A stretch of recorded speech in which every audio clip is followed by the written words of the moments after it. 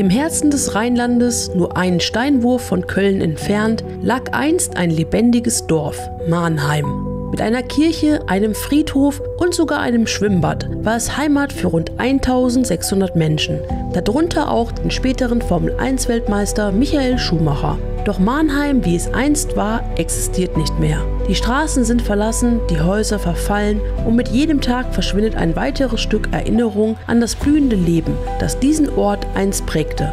Der Grund? Der Tagebau Hambach. Ein Schicksal, das Mannheim in ein Geisterdorf verwandelt. Die Bewohner mussten weichen, ihre Häuser verlassen, um Platz für den unaufhaltsamen Abbau von Braunkohle zu machen. Doch bald, in nur wenigen Wochen, wird auch das letzte Gebäude verschwunden sein. Heute begeben wir uns auf eine Reise an diesen sterbenden Ort. Ein Dorf mit über 1000 Jahre Geschichte, das bald nur noch in Erinnerungen und Erzählungen weiterleben wird. Was ist noch übrig von Mannheim? Wir wollen es herausfinden. Das ist echt unglaublich, ne? Da steht ja überall dran, dass es Kamera überwacht ist. Und ich dachte gerade so, ja, wie viele Kameras wollen die denn hier aufstehen? Da hängt echt eine Bildkamera über den Eingang der Kirche. Kannst du gleich von der Seite sehen. Offenbar sind die ganzen Scheiben von der Kirche entfernt worden. Vielleicht konnte man die noch irgendwie gebrauchen. Und überall sind jetzt Spanplatten zu sehen. Wir fragen jetzt am besten einfach mal eben ChatGPT, wann genau die Kirche entweiht wurde. Die Kirche St. Pantaleon im Kerpener Stadtteil Mannheim wurde am 13. Januar 2018 entweiht.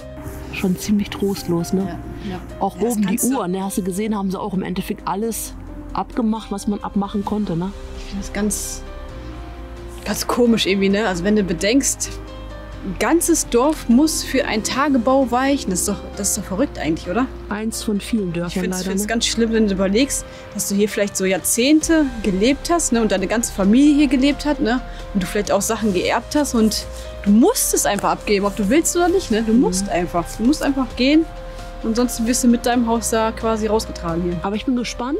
Es sollen ja noch ein paar Leute hier wohnen. Wo die hier noch wohnen, ob wir das irgendwo hier noch sehen. Da hinten, das Haus.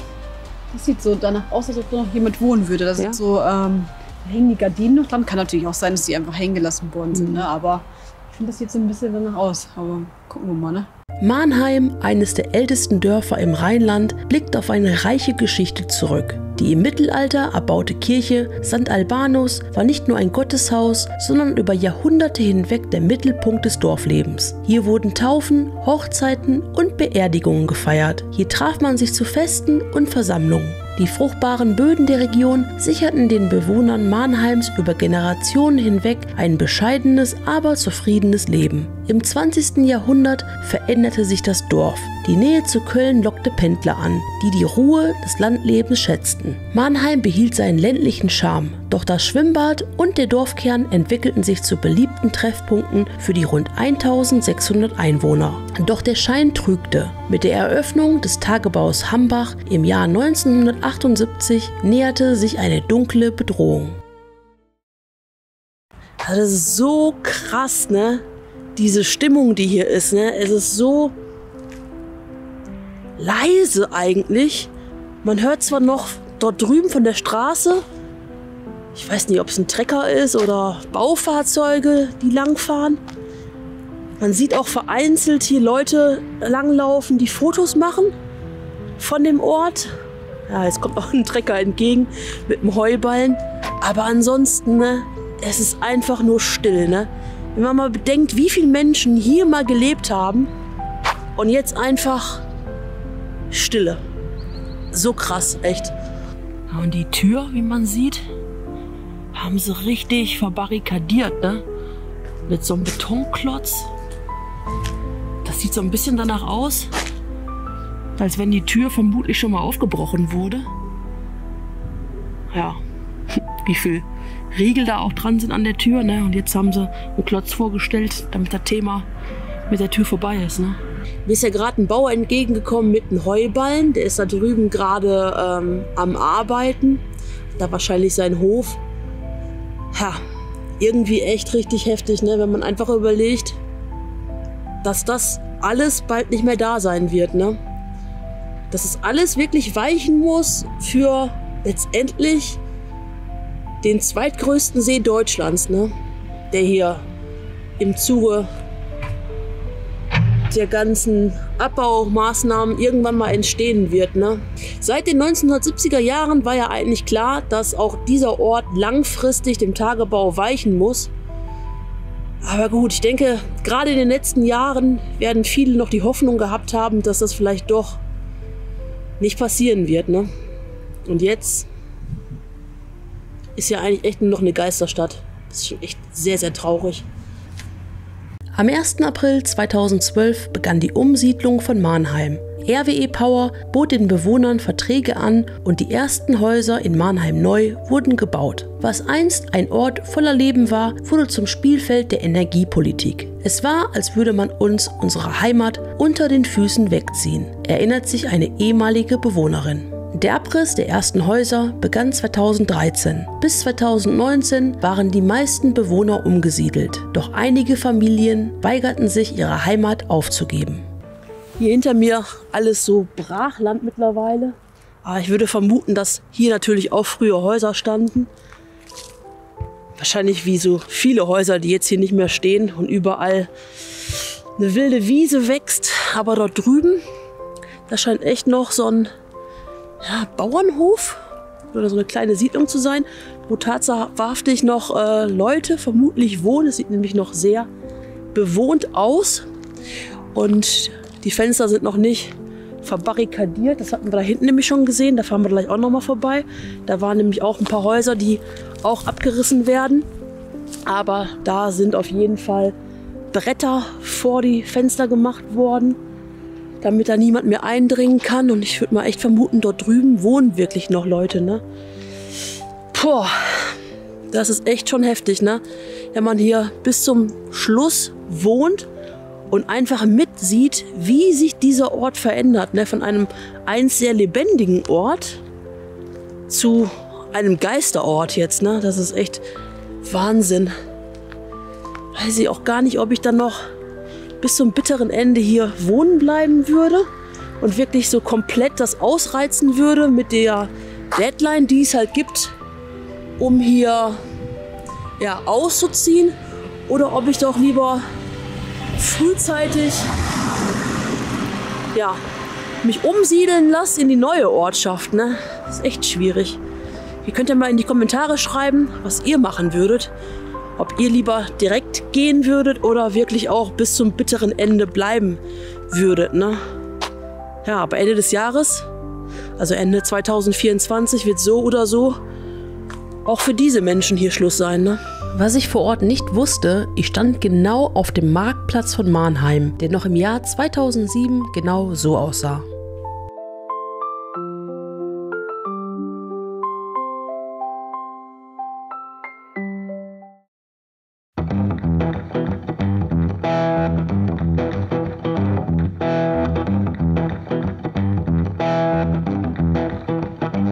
Kurze Pause von dieser äußerst spannenden Erkundung, wie ich finde, denn es wird Zeit, unser Equipment wieder aufzuladen. Und dafür haben wir heute die Bluetti Power Station AC70 dabei.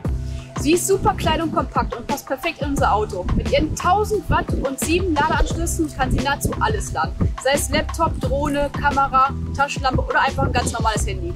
Und dank der Schnellladefunktion ist die Power Station in nur 45 Minuten zu 80% wieder aufgeladen. Das ist perfekt, so bleiben wir flexibel bei unseren Touren, egal wie lang die mal dauern. Die Bluetti Power Station AC70 bietet eine Kapazität von 768 Wattstunden.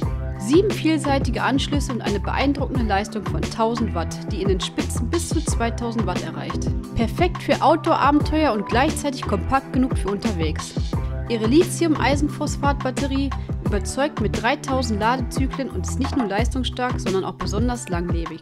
Die Schnellladefunktion ermöglicht es, die Bluetti Power Station AC70 in nur 45 Minuten zu 80% aufzuladen. Ob über eine Steckdose bis zu 950 Watt oder die optionale Solarlademöglichkeit mit bis zu 500 Watt. Mit der Bluetti App lassen sich alle Funktionen einfach und intuitiv aus der Ferne steuern. So habt ihr eure Energieversorgung immer im Griff, ganz ohne Lärm oder Abgase. Und zusätzlich unterstützt die Bluetti Power Station AC70 nachhaltige Energie. Mit der Möglichkeit, Möglichkeit, sie über Solarzellen zu laden, setzen wir unterwegs auf grüne Energien. Bei unseren Touren ist eine zuverlässige Stromquelle nicht nur eine Frage der Bequemlichkeit, sondern oft auch entscheidend, um unsere Arbeit überhaupt fortsetzen zu können. Mit der Bluetti Power Station AC70 haben wir die Freiheit, unabhängig von der Umgebung zu bleiben. Perfekt für unvergessliche Abenteuer. Und wenn ihr auch bei euren Abenteuern zuverlässig Strom braucht, dann schaut mal in die Videobeschreibung. Dort haben wir euch die Bluetti Power Station AC70 verlinkt. Und jetzt geht's weiter mit der Erkundung. Wenn man einfach mal jetzt schaut, hier ist die Kirche. Steht eigentlich ganz alleine da. Dort drüben noch das eine Gebäude. Ansonsten einfach hier weit und breit nichts mehr, ne? Einfach nichts mehr. Gar nichts.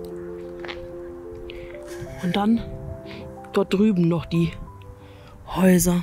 Der Widerstand gegen den Tagebau formierte sich. Bürgerinitiativen wurden gegründet. Demonstrationen organisiert. Mannheim bleibt. Der Schlachtruf hallte durch die Straßen. Doch gegen die Macht von RWE und die Politik hatten die Proteste wenig Chancen. Mannheim gleicht heute einer Geisterstadt. Die meisten Häuser wurden bereits dem Erdboden gleichgemacht und die wenigen verbliebenen Gebäude stehen verwaist und verbarrikadiert da. Nur noch eine Handvoll Bewohner harrt in ihrer Heimat aus. Doch ihre Zeit in Mannheim ist gezählt.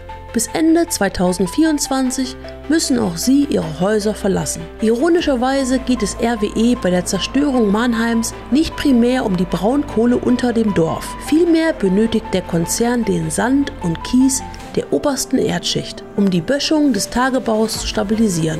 Nur unter Mannheim ist das benötigte Material in ausreichender Menge und Qualität vorhanden, teilte RWE auf Anfrage dem ZDF im Jahr 2023 mit. Alternativen seien geprüft, aber nachweislich nicht machbar. Einzig die Kirche, einst das Herz des Dorfes, soll der Zerstörung entgehen. Inmitten der Mondlandschaft des Tagebaus wird sie als einsames Relikt an die Geschichte Mannheims erinnern. Doch RWE plant bereits für die Zukunft. Wenn der Tagebau stillgelegt und mit Rheinwasser geflutet ist, soll die Kirche am Ufer der Mannheimer Bucht stehen. Kein Mahnmal, sondern ein Freizeit- und Erholungsort mit Café, Restaurant und Ausstellungsräumen. Ein skurriler Gedanke, wo einst ein lebendiges Dorf pulsierte, sollen dann Touristen in 50 Jahren ihren Latte Macchiato genießen. Hinter mir könnt ihr noch eine fast komplette Straßenreihe an Gebäuden sehen und vor mir ist einfach komplettes Brachland. Hier links neben mir ist ein Teil eingezäunt mit Videoguard, da werden Baumaschinen bewacht, wahrscheinlich um hier die Gebäude noch abzutragen, aber ansonsten ist hier einfach alles komplett Brachland. Würde man die Bürgersteige nicht sehen und die ganzen Straßen, die links und rechts überall verlaufen, man könnte einfach meinen, man würde zu einer Wiese laufen, ne? Die einfach halt hier ist. Hier ist nochmal die Straße zu sehen, die ich gerade entlang gelaufen bin, und dort drüben sieht man schon den Bagger. Das Gerüst da ganz, ganz hinten, seht ihr das? Da hinten sind sie aktuell am Baggern und bald sind sie halt hier schon.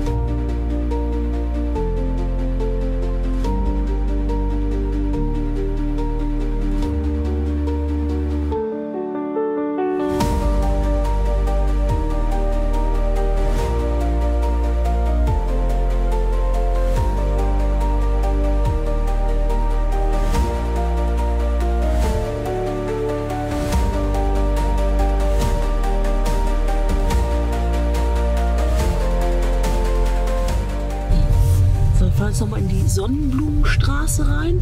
Flower Street. Da hat man nämlich gerade gehört von zwei anderen, dass hier noch was Interessantes zu sehen sein soll. So eine richtig klassische Spielstraße so ein bisschen. Ja, genau. Links wahrscheinlich überall die Häuser. Hier recht schön Blick aufs Feld.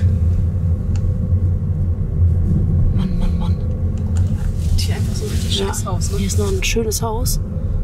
Richtig schön groß. Dahinter noch so eine Halle.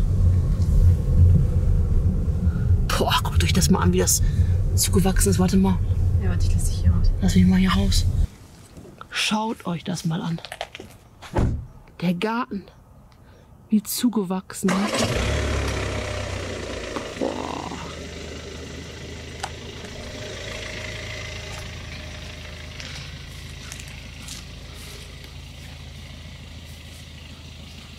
Auch gut gesichert mit dem Schloss. Mann, Mann, Mann, Mann, Mann. Bei den ganzen abgerissenen Dörfern war es ja meist so, dass man sich abends hier gar nicht mehr aufhalten durfte, sobald es halt dunkel wird. Ich könnte mir vorstellen, dass es halt hier in diesem Ort ähnlich sein wird, dass halt jetzt hier nicht noch irgendwie Vandalismus passiert. Aber mal ganz ehrlich, ne, wenn das früher mein Haus war, ne, und ich jetzt hier vorbeifahren würde und sehen würde, wie es jetzt aussieht, ne, boah. Stellt euch mal vor, eure Eltern hätten das Haus am besten noch gebaut, man hat es dann irgendwann geerbt und man wohnte da mit seiner Familie drin und jetzt vergammelt das so, ne, und bald ist es komplett weg. Das ist schon echt heftig, ey, wirklich sehr, sehr heftig.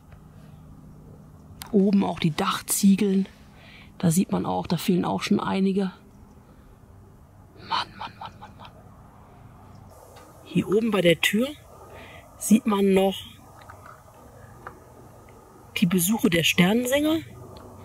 2008, 2009, 2010 und 2011. Offenbar der letzte Besuch gewesen. Wenn man dem traut, was man da jetzt noch sehen kann.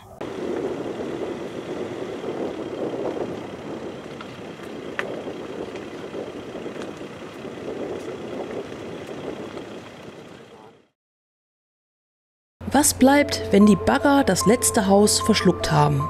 Es bleiben die Erinnerungen, die Geschichten der ehemaligen Bewohner, die Bilder von glücklichen Tagen im Schwimmbad, der Duft von frisch gebackenem Brot aus dem alten Backhaus, das Lachen der Kinder auf dem Spielplatz. Erinnerung an ein Zuhause, an eine Gemeinschaft, die der Tagebau nicht zerstören kann. Diese Erinnerungen leben weiter. In den Herzen der Menschen, in den Fotoalben, in den Erzählungen, die von Generation zu Generation weitergegeben werden. Sie sind der unsichtbare Faden, der die Menschen von Mannheim auch in ihrer neuen Heimat verbindet. Und wer weiß, vielleicht läuten die Glocken der St. Albanus-Kirche in Mannheim neu ja auch ein bisschen für das alte Dorf, das für immer in den Herzen seiner Bewohner weiterleben wird. Es gibt eine Sache, die erhalten bleibt, die nicht abgerissen wird. Die hat auch, ja, man kann sagen, einen sehr sportlichen, geschichtsträchtigen Hintergrund. Und den gucken wir uns jetzt mal eben an.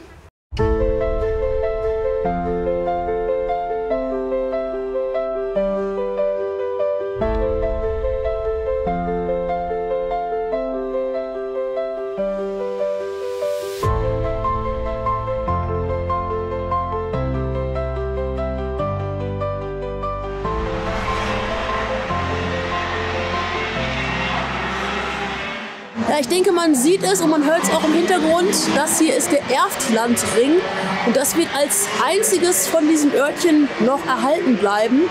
Hier hat Michael Schumacher früher seine Motorsportanfänge gehabt, also historisch wirklich sehr, sehr interessant.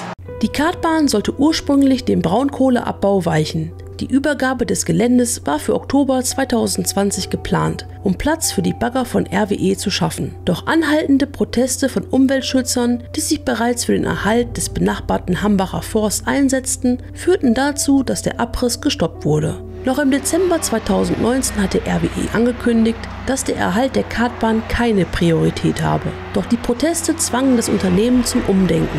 Die Kartbahn und das angrenzende Naturschutzgebiet bleiben von den Tagebauarbeiten verschont. Der geplante Abriss wurde endgültig abgesagt und die Kartbahn gehört nun zu den wenigen Relikten, die vom alten Mannheim erhalten bleiben. Passend zu dieser Geisterstadt gibt es hier übrigens auch eine Geisterautobahn, also ein Teilabschnitt einer Autobahn, der mittlerweile komplett aufgegeben wurde. Und den schauen wir uns jetzt auch nochmal an. Ich bin jetzt hier nochmal an einer ganz anderen Stelle. mit dem Blick auf diesen Teilabschnitt der Autobahn. Dort drüben kommen gerade Fahrradfahrer, die die Straße nutzen. Ich weiß gar nicht, ob hier auch noch wirklich Asphalt drunter ist. Es ist natürlich sehr viel Matsch auf der Straße. Oder ob der Fahrbahnbelag hier abgetragen wurde. Glaube ich zwar ehrlich gesagt eher nicht. Hier sieht man auch noch einen Teil der Leitplanke.